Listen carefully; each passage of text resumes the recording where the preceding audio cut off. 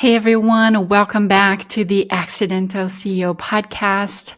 I'm your host, Nada Salvatore, and today we're doing a solo episode.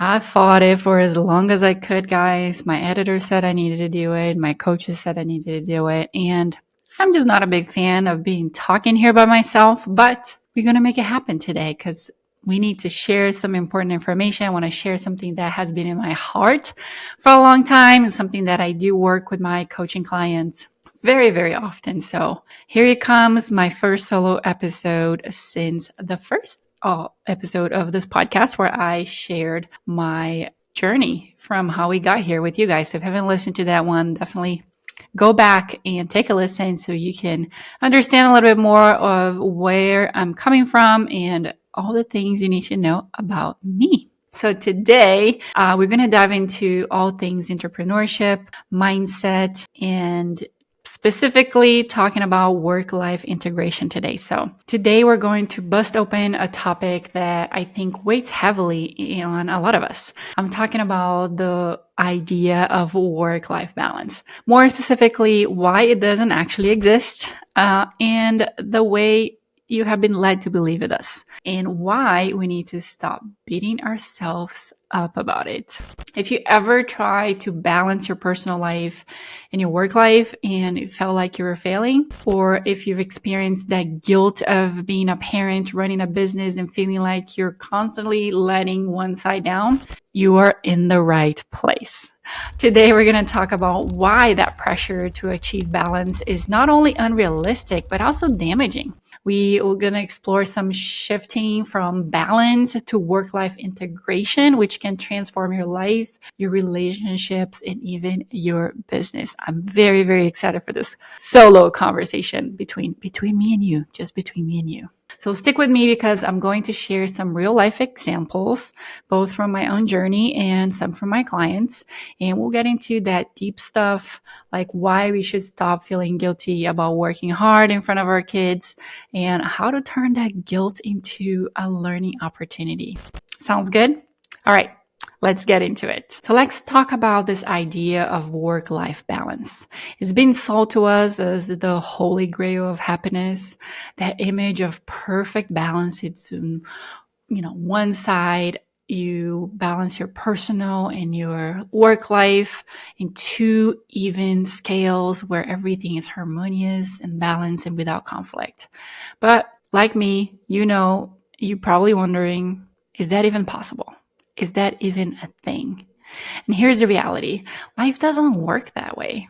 I think most of us can agree that we have moments where one area of life needs more attention than the other, and trying to give them both the same weight all the time is just exhausting. The idea that we're supposed to split ourselves into these perfectly portioned parts of work or parent, partner, and self equally and balance everything in a single day is just unrealistic. And frankly, it's set up to be failure is to create guilt. I remember in the early years of building my business, I would spend hours trying to schedule my day so that work got just enough of me and my family got the same. I would end up feeling guilty when work ran late and frustrated when I couldn't give the business my all because family needed my attention. And I thought I was doing something wrong. Like I just needed to figure out the formula for balance. But the truth is, no matter how hard I try, that perfect formula just doesn't exist. I'm sure you've been in that same situation before. And here's why. Balance really implies that things need to be equal all the time. And life is just not that predictable. It's actually very inconsistent. Sometimes the work requires more of you and sometimes life demands more. And that is completely fine. That is okay. Expecting that you can balance both 50-50 at all times sets you up for that constant feeling of failure. And we don't want to do that. We know that for you to build confidence as a person and as a business owner, you need to be counting on those little wins that you have on a day-to-day basis. So, all right, if your work-life balance isn't the answer, then what is the answer?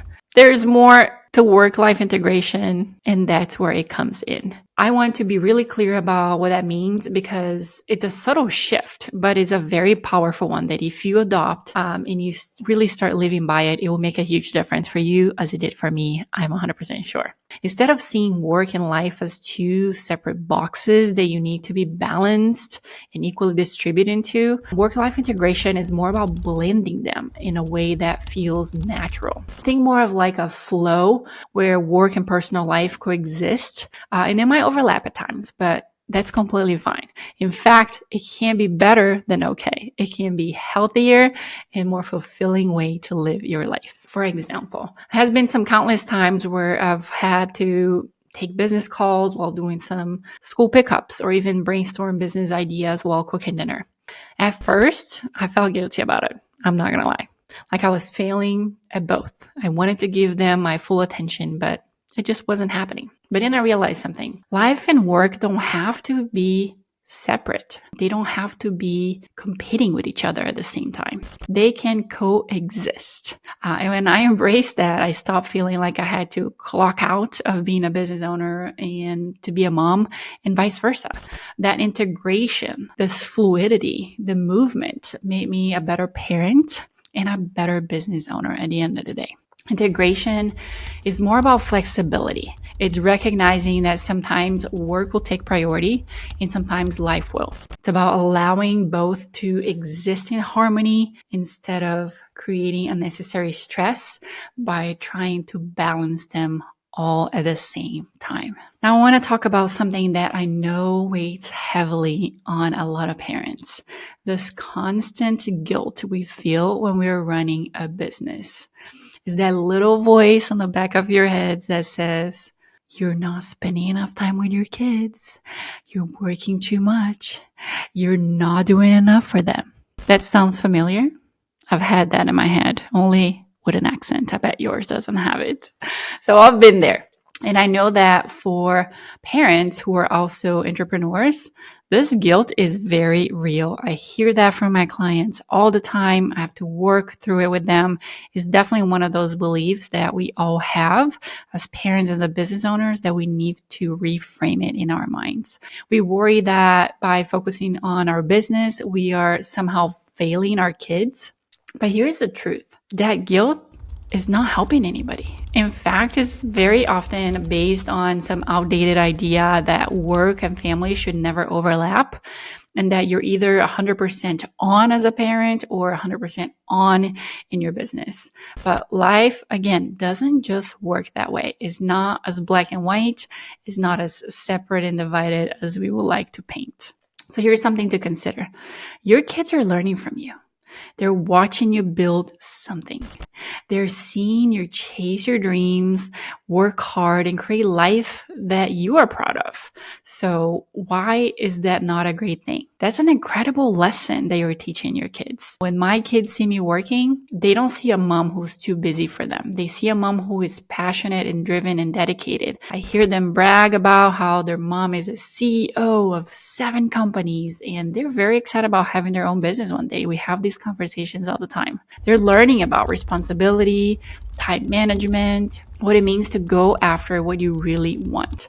So instead of feeling guilty, I've reframed as showing them the value of hard work and the importance of following through your commitments. Those are great, valuable lessons that you can teach by example, by letting them watch you work in your business. And you know what? I also make sure to integrate them into my process. Sometimes I'll explain them what I'm working on and let them help with small things.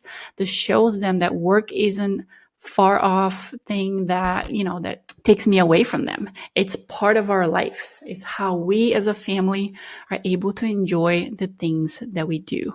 It just needs a little reframing in your mind and how you present that information, and it can become a huge asset to lessons you can share with your family. So let's take a deep dive into this because I think this is one of the most overlooked benefits of work-life integration, especially when it comes to parenting.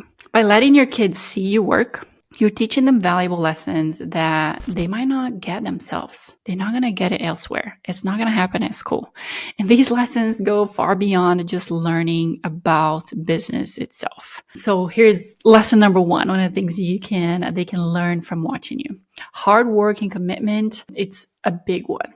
When kids see their parents working, whether there's running a business or managing a team or even problem solving, they're witnessing what it comes to fruition when you commit to something. They learn that success doesn't come overnight and that effort and dedication are very necessary for success. This is such an important lesson, especially in today's world where that instant gratification is everywhere.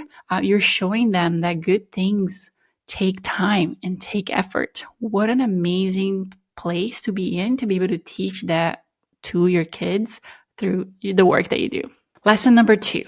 Passion and purpose. When you're passionate about what you do, your kids see that too. To get to witness that and what it looks like, showing them that you love what you do, that's so important. How often do people end up in careers or jobs that they are not passionate about because they didn't see examples of people truly loving their work?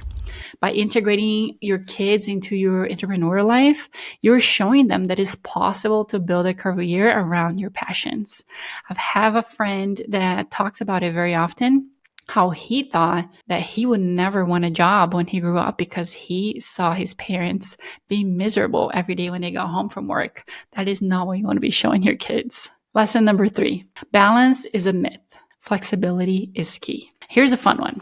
By living this life of integration instead of balance, you're teaching your kids that life doesn't have to fit into this neat little box. Things overlap, and that's okay. They will learn flexibility, adaptability, and how to go with the flow. Skills that are going to serve them very well in all kinds of areas of their life. Now let's get into a few more real life examples on how work-life integration can actually play out, because I know this concept might still be a little abstract for some of you. So here's one example. The business owner with kids I work with as a client who runs a very successful design business and has 2 young kids at home. She struggled with that classic balance myth, right? So trying to keep up work, very strict with business hours and home life outside of it. And it really just wasn't working for her. She felt constantly torn between the two of them. So we started implementing small changes like setting clear but flexible boundaries. She started working on creative projects while her kids were napping, and took some work calls while walking into the park. And over time, she found that she wasn't sacrificing time with her kids or her business. Instead, she felt like she was more integrating the two, which gave her a sense of peace. And how amazing is that? Don't you want some of that in your life? Another example I have for you is an entrepreneur couple that I know. They both run a business and they're raising their kids together. So instead of trying to balance everything between them, they fully embrace this concept of integration. They plan work meetings around family activities. One of their favorite things to do is to turn business planning into a family affair. While the kids are doing maybe some homework, they're strategizing their next business moves in the same table. That overlaps really allows them to spend some time together while getting their work done. And again, it shows the kids those experiences of being a business owner and the kind of strategy and thought process that needs to happen when you do own your own business. The key takeaway here is that work-life integration is deeply personal. What works for one person might not work for someone else, but the idea is to let go of the pressure to keep everything so separate and find ways to integrate the work and life and make them support each other. So how do you start making this shift from balance to integration? Let's talk strategy, because while the idea is great, I know you need some practical steps to put into action, and I'm here for it. Let's talk steps. Step number 1, you can set the flexible priorities every day. You can identify your top priorities in both work and personal life. And then the key here is flexibility. If something shifts, it's completely okay. Maybe today your business needs more attention and tomorrow it's your life. By staying flexible, you take that pressure of yourself to have it all perfect. Step number 2, time block, but be adaptable. Time blocking is a fantastic tool for integrating work life. I do have a little cube timer that I use for my own tasks. And again, keep things flexible. Instead of that rigid time block, allow for flexibility. Maybe your work block is 3 hours in the morning, but you can shift it later if your kid has a school event. And the point is, don't feel like you're tied to those strict boundaries that leave no room for life to happen to you. That's what a lot of times creates that frustration and the feeling of failure because you cannot equally split your time and effort between those two. Step number 3, that involves your support system. And whether your spouse or as a nanny or a business partner, don't be afraid to delegate and involve others. This doesn't mean you're failing. It means you are smart. You can't do everything. And by leaning on your support system, you will find more freedom to integrate work and life without burning out. And when you're not burnt out, then you can show up relaxed and you can focus on the things that are in front of you, like your family or the task at work. All right, we covered a lot today, and I hope you're starting to see that work-life balance is not only a myth, but it's also something that we don't need to be chasing at all costs. Work-life integration allows us to live more fluidly without the guilt and stress of trying to keep everything separate. As parents and business owners, we have the opportunity to show our kids what it looks like to pursue our passions, to work hard, and to still be present in their lives. And that's a powerful lesson. So let's stop feeling guilty about not having it all figured out and start embracing the flexibility of integration. If you're feeling inspired and want to dig deeper into this concept, check out the freebie I've linked here in the show notes for you. Is the 5 signs you need to start delegating in your business. This is a great starting point to free up some of your time and start creating more integration in your life. As always, thank you for joining me today. If you enjoy this episode, be sure to subscribe, follow our podcast, and leave us a review. I love hearing from you guys. Share this with a fellow entrepreneur who could use a little work-life integration in their life. That's my main ask for you. Share this with somebody who needs to hear it and that can potentially apply this and create a better environment and a work-life integration environment. All right. I'll see you guys next time. Bye.